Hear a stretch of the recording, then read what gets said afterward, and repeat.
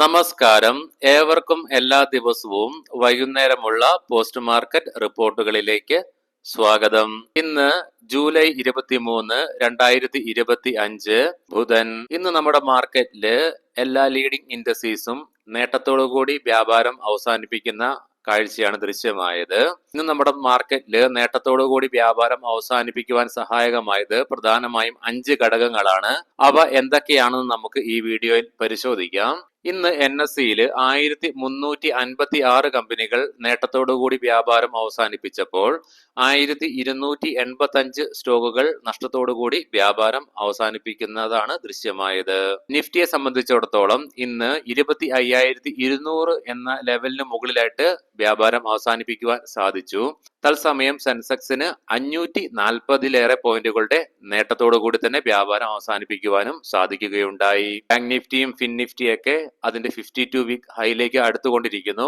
0.6% കൂടെ റാലി നടത്തുകയാണെങ്കിൽ പുതിയ record all time high create ചെയ്യുവാൻ ഫിൻ നിഫ്റ്റിക്കും ബാങ്ക് നിഫ്റ്റിക്കും സാധിച്ചേക്കാം. Tata Motors, Shriram finance, Bharti Airtel, Apollo hospitals, Bajaj finance തുടങ്ങിയ സ്റ്റോക്കുകൾ ഇന്ന് നിഫ്റ്റിയിൽ നേട്ടം കൈവരിക്കുന്നതായിട്ട് കണ്ടപ്പോൾ Tata consumer, HUL, Bharat electronics, UltraTech cement, Grasim industries തുടങ്ങിയ സ്റ്റോക്കുകൾ ഇന്ന് നഷ്ടം കൈവരിക്കുന്നതായിട്ടും ദൃശ്യമായി. ഇന്ന് നമ്മുടെ ബോർഡർ മാർക്കറ്റ്സുകൾ മിക്സഡ് ആയ പെർഫോമൻസ് ആണ് കാഴ്ചവെക്കുകയുണ്ടായത്. BSE മിഡ് ക്യാപ് 0.24% നേട്ടം കൈവരിച്ചപ്പോൾ സ്മോൾ ക്യാപ് ഫ്ലാറ്റ് ആയ ക്ലോസിംഗ് ആണ് രേഖപ്പെടുത്തുകയുണ്ടായത്.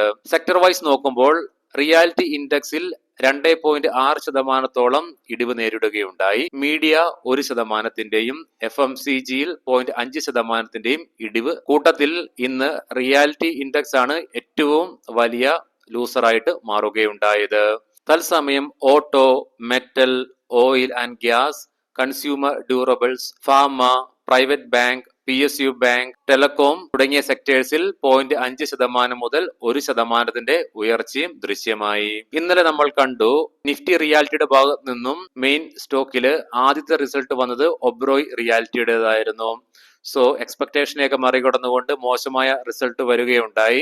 അത് നമ്മുടെ റിയാലിറ്റി ഇൻഡെക്സിനുണ്ടായിരുന്ന തിളക്കത്തിന് മങ്ങലേൽപ്പിക്കുകയുണ്ടായി. പലവിധ കാരണങ്ങളാൽ കുറച്ച് ട്രേഡിംഗ് സെക്ഷനിലായിട്ട് നമ്മുടെ മാർക്കറ്റ് ഫോളോ ചെയ്തിരുന്നപ്പോഴും നന്നായിട്ട് പെർഫോം ചെയ്തത് നമ്മുടെ മാർക്കറ്റിൽ റിയാലിറ്റി ഇൻഡെക്സ് തന്നെയായിരുന്നു. പക്ഷെ നിലവിൽ നമ്മുടെ മാർക്കറ്റിനെ റിയാലിറ്റി ഇൻഡെക്സ് പുറകോട്ട് വലിക്കുന്ന കാഴ്ചയാണ് ദൃശ്യമാകുന്നത്. ഇന്നും ഇന്ത്യൻ രൂപ അമേരിക്കൻ ഡോളറിനെതിരെ 5 പൈസയുടെ നഷ്ടം നേരിട്ടുകൊണ്ട് 86.41 എന്ന നിലയിൽ വ്യാപാരം അവസാനിപ്പിച്ചു. തുടർച്ചയായി 6ാമത്തെ ട്രേഡിംഗ് സെക്ഷനിലും ഇന്ത്യൻ രൂപ നിലംപതിക്കുന്ന കാഴ്ചയാണ് കാണുന്നത്. ഇന്നത്തെ നമ്മുടെ മാർക്കറ്റിനെ നേട്ടത്തോടു കൂടിയിട്ട് വ്യാപാരം അവസാനിപ്പിക്കുവാൻ സഹായിച്ച 5 ഘടകങ്ങൾ പരിശോധിക്കാം. ആദ്യമായി തന്നെ US ജപ്പാൻ ട്രേഡ് ഡീൽ തന്നെയാണ്. ഇന്ന് നമ്മുടെ മാർക്കറ്റിനെയും അതുപോലെ തന്നെ ഏഷ്യൻ മാർക്കറ്റ്സുകളെയും യൂറോപ്യൻ മാർക്കറ്റ്സ്, മറ്റ് ഗ്ലോബൽ മാർക്കറ്റുകളെയും നേട്ടത്തോടു കൂടിയിട്ട് ഒരു ഓപ്പണിംഗ് സാധ്യമാക്കിയത് US-ഉം ജപ്പാനും തമ്മിലുള്ള ട്രേഡ് ഡീൽ തന്നെയാണ്. നെഗോസിയേഷന്റെ ഭാഗമായിട്ട് അമേരിക്ക ജപ്പാന്റെ മേൽ 15% താരിഫാണ് ചുമത്തിയിരിക്കുന്നത്. ഈ രാജ്യങ്ങൾ രണ്ടും തമ്മിൽ നടന്ന ഡീല് ഗ്ലോബൽ മാർക്കറ്റിനെയും ഏഷ്യൻ മാർക്കറ്റ്സിനെയും നമ്മുടെ മാർക്കറ്റിലെയും നിക്ഷേപകരുടെ ഇടയിൽ ആത്മവിശ്വാസം വർദ്ധിപ്പിക്കുക ഉണ്ടായി. രണ്ടാമതായിട്ട് നമ്മുടെ മാർക്കറ്റിനെ ഇന്ന് നേട്ടത്തിലേക്ക് നയിച്ച ഘടകം ഡൊമസ്റ്റിക് ആയിട്ടുള്ള ഘടകം തന്നെയാണ്.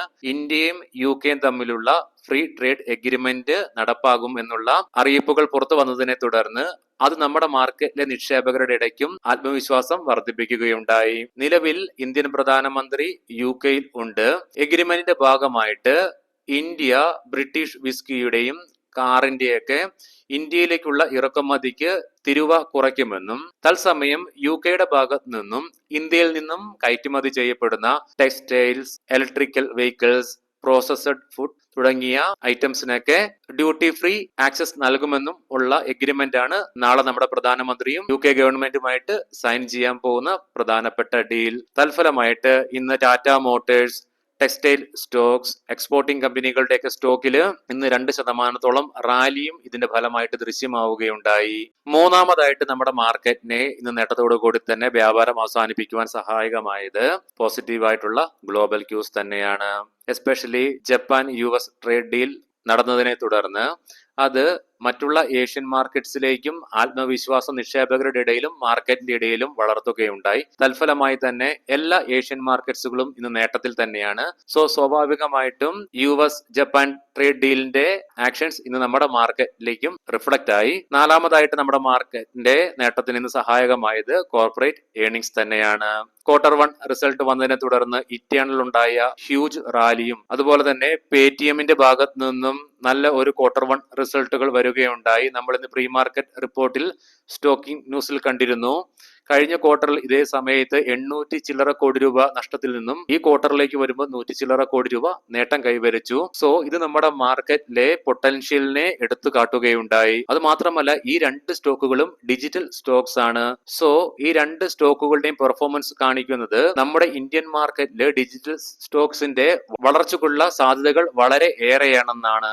സോ ഈ ഒരു ഘടകവും നമ്മുടെ മാർക്കറ്റിനെ ഇന്ന് വലിയ രീതിയിൽ ഇൻഫ്ലുവൻസ് ചെയ്യുകയുണ്ടായി. അഞ്ചാമതായിട്ട് ഇന്നത്തെ നമ്മുടെ മാർക്കറ്റിനെ നേട്ടത്തിലേക്ക് നയിച്ച മറ്റൊരു ഘടകം ഇന്ത്യ വിക്സിലുണ്ടായ ക്രാഷ് തന്നെയാണ്. ഇന്നലെ 4% ഇന്ത്യ വിക്സ് ക്രാഷ് ആയപ്പോൾ ഇന്ന് 2.23% ഇടിയുകയുണ്ടായി.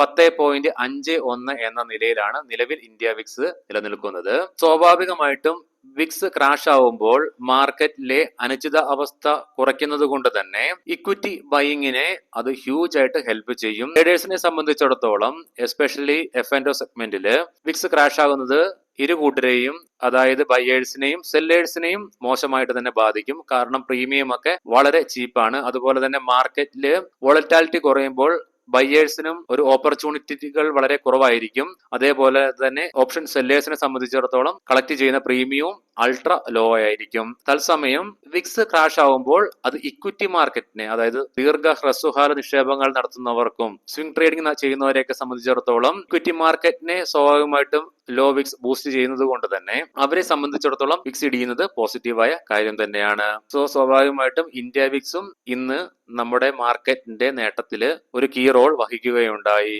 ഇനി നമുക്ക് ഗ്ലോബൽ മാർക്കറ്റുകൾ പരിശോധിക്കാം. നിലവിൽ ഡോ ജോൺസ് ഫ്യൂച്ചർ 254 പോയിന്റുകളുടെ നേട്ടത്തോടുകൂടി വ്യാപാരം തുടരുന്നു. യൂറോപ്യൻ മാർക്കറ്റ്സും US ജപ്പാൻ ട്രേഡ് ഡീലിന്റെ ഭാഗമായിട്ട് 3 മാർക്കറ്റുകളും നേട്ടത്തോടുകൂടി തന്നെ വ്യാപാരം തുടരുന്നു. ഏഷ്യൻ മാർക്കറ്റ്സിലേക്ക് വരുമ്പോൾ ഇന്ന് എല്ലാ ഏഷ്യൻ മാർക്കറ്റ്സുകളും നേട്ടത്തോടു കൂടിയിട്ടാണ് വ്യാപാരം തുടരുന്നതും അവസാനിപ്പിച്ചതും. ജപ്പാന്റെ നിക്കി 225 ഇന്ന് നടന്ന ട്രേഡ് ഡീലിന്റെ ഭാഗമായിട്ട് 52 വീക്ക് ഹൈ ടച്ച് ചെയ്യുകയുണ്ടായി. 4% റാലിയാണ് സിംഗിൾ ട്രേഡിംഗ് സെക്ഷനിൽ ഈ ഒരു ഒറ്റ ഡീല് മൂലം ജപ്പാൻ മാർക്കറ്റിൽ ദൃശ്യമായത്. സോ ഇത് നമുക്കുമുള്ള ഒരു ഇൻഡിക്കേഷൻ ആണ്. ഇന്ത്യയുമായിട്ട് ഇനി ട്രേഡ് ഡീൽ നടത്തുവാൻ ഏകദേശം ഒരാഴ്ച കൂടിയേ ഡെഡ് ലൈന് ബാക്കിയുള്ളൂ. നമ്മളും ഇത് എക്സ്പെക്ട് ചെയ്യണം. എന്തെങ്കിലും മോശമായിട്ട് വന്നാലും നല്ലതായിട്ട് വന്നാലും നമ്മുടെ മാർക്കറ്റിലും ഇതുപോലെ തന്നെ ഒരു ഹ്യൂജ് ഗ്യാപ്പ് അപ്പ് അല്ലെങ്കിൽ ഹ്യൂജ് ഗ്യാപ്പ് ഡൗൺ നമ്മൾ എക്സ്പെക്ട് ചെയ്യണം. സോ സ്വാഭാവികമായിട്ടും ഈ വീക്കെൻഡിലേക്കൊക്കെ വരുമ്പോൾ ഓവർനൈറ്റ് പൊസിഷൻസ് ഒക്കെ ഹോൾഡ് ചെയ്യുവാൻ എസ്പെഷ്യലി വീക്കെൻഡിലൊക്കെ ഹോൾഡ് ചെയ്യുവാൻ പ്ലാൻ ചെയ്തവര് 2 പ്രാവശ്യം ചിന്തിച്ചിട്ട് ഹോൾഡ് ചെയ്യണം. കാരണം 2 ദിവസത്തെ അവധി വരുന്നുണ്ട്, ശനി ഞായർ. സോ ജപ്പാൻ മാർക്കറ്റിൽ ഉണ്ടായ ഈ ഒരു ആക്ഷൻ ഒരാഴ്ചക്കുള്ളിൽ നമ്മുടെ മാർക്കറ്റിലും ഉണ്ടാകാൻ സാധ്യതകൾ ഉണ്ട്. കൊമോഡിറ്റിയിലേക്ക് വരുമ്പോൾ ബ്രെന്റ് ക്രൂഡും ക്രൂഡ് ഓയിലും ഗോൾഡ് ഒക്കെ നിലവിൽ ഇടിവ് നേരിട്ടുകൊണ്ട് തന്നെ ഇരിക്കുന്നു. ഇനി നമുക്ക് ഇന്നത്തെ സ്റ്റോക്കിംഗ് ന്യൂസുകൾ പരിശോധിക്കാം. മുൻകൂട്ടി ഓർമ്മിപ്പിച്ചു കൊള്ളട്ടെ, ഇതൊരു ബൈ ഓർ സെൽ റെക്കമെൻഡേഷൻ അല്ല. സഫയർ ഫുഡ്സ് Q1 റിസൾട്ടിൽ കമ്പനിയുടെ റവന്യൂ 8% വളർച്ച രേഖപ്പെടുത്തുകയുണ്ടായി.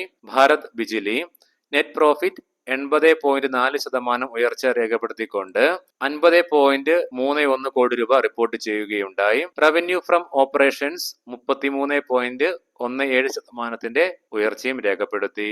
M&M ഫൈനാൻസ് നെറ്റ് പ്രോഫിറ്റിൽ 6% ഇടിവ് നേരിട്ടുകൊണ്ട് 563 കോടി രൂപയിൽ നിന്നും 530 കോടി രൂപയിലേക്ക് ചുരുങ്ങി. നെറ്റ് ഇൻട്രസ്റ്റ് ഇൻകം 18% വളർച്ചയും രേഖപ്പെടുത്തി. സ്പൈസ് ജെറ്റ് കലാനിധിമാരൻ കമ്പനിക്കെതിരെ 1300 കോടി രൂപയുടെ നഷ്ടപരിഹാര കേസ് കാൽ എയർവേസുമായി ബന്ധപ്പെട്ട് നൽകുകയുണ്ടായി. എന്നാൽ ആ അപ്പീൽ ഇന്ന് സുപ്രീം കോടതി തള്ളുകയുണ്ടായി. വിധി സ്പൈസ് ജെറ്റിന് അനുകൂലമായി വന്നതുകൊണ്ട് തന്നെ ഇന്ന് സ്റ്റോക്കിന് 6% ഉയർച്ച ഇൻട്രാഡേ ബേസിസിൽ അനുഭവപ്പെടുകയുണ്ടായി. ഐഡിയ ഫോർജ് 1.1 കോടി രൂപ ലാഭത്തിൽ നിന്നും ഈ Q1 ഏർണിംഗ്സിൽ 23.5 കോടി രൂപയുടെ നഷ്ടമാണ് കമ്പനിക്ക് നേരിടേണ്ടി വന്നത്. റവന്യൂ ഫ്രം റവന്യൂ ഫ്രം ഓപ്പറേഷൻസും 85% ഇടിവ് രേഖപ്പെടുത്തിയിട്ടുണ്ട്. തുടർച്ചയായി 4ാമത്തെ ക്വാർട്ടറിലും കമ്പനി നഷ്ടമാണ് രേഖപ്പെടുത്തുകയുണ്ടായത്. തൽഫലമായി തന്നെ ഇന്ന് ഇൻട്രാഡേ ബേസിസിൽ സ്റ്റോക്കിൽ 7% ഇടിവ് അനുഭവപ്പെടുകയുണ്ടായി. ഡിക്സൺ ടെക്നോളജീസ് ഇന്ന് ഇൻട്രാഡേ ബേസിസിൽ സ്റ്റോക്കിൽ 3% നേട്ടം കൈവരിക്കുന്നതായിട്ട് കണ്ടു. കാരണം Q1 റിസൾട്ടിൽ കമ്പനിയുടെ പ്രോഫിറ്റിൽ ഇരട്ടി വർധനവ് രേഖപ്പെടുത്തിയതാണ്. ഒബ്രോയ് റിയാലിറ്റി ഇൻസ്റ്റിറ്റ്യൂഷണൽ ഇൻവെസ്റ്റേഴ്സ് $230 മില്യന്റെ ഇന്ന് എക്സിറ്റ് ചെയ്യുകയുണ്ടായി സ്റ്റോക്കിൽ നിന്നും. തൽഫലമായി 4% ഇടിവ് ഇൻട്രാഡേ ബേസിസിൽ സ്റ്റോക്കിൽ ദൃശ്യമായി. ഏവർക്കും ശുഭരാത്രി നേരുന്നു. നാളെ രാവിലെ പ്രീ മാർക്കറ്റ് റിപ്പോർട്ടുമായിട്ട് കണ്ടുമുട്ടാം. നന്ദി, നമസ്കാരം.